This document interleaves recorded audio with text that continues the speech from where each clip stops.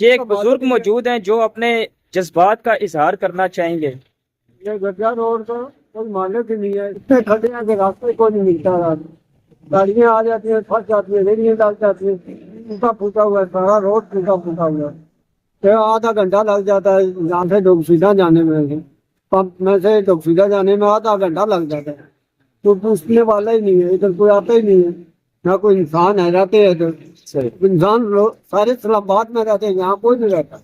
ٹھیک ہے۔ سارے ہم لوگ بنے ہوئے۔ آپ اس کے علاوہ مسیار روڈ اور ڈوکسیدہ کے جو قریب ایریا ہے اس طرف بھی آپ کا جانا ہوتا ہوگا، تو ان روڈ کی صورتحال اس کی نسبت بہتر ہے یا صرف یہی روڈ ہے جو اتنا زیادہ خراب ہے؟ سب سے روڈ پوری میں چلے جاؤ تو اس سے زیادہ خراب روڈ نہیں ملے گا، گجا روڈ سے اس کے ساتھ جتنے لینک بھی ہے وہ بھی خراب ہے، چھوٹی گلیاں بھی ہیں جہاں جہاں تک اس گجا روڈ کے ساتھ لگتی ہیں وہ بھی خراب ہے، صحیح ہے، اس سے آگے جدھر نکلو ٹھیک ہے، لیکن یہ گجا روڈ نہیں، جو پوچھتا ہی کوئی نہیں، صحیح ہے۔ تو وہ جو بقایا راستہ بچتا ہے وہاں ڈھیری لگی ہے، اچھا، صحیح، کرنے کا راستہ نہیں ملتا ہے۔ ٹھیک ہو۔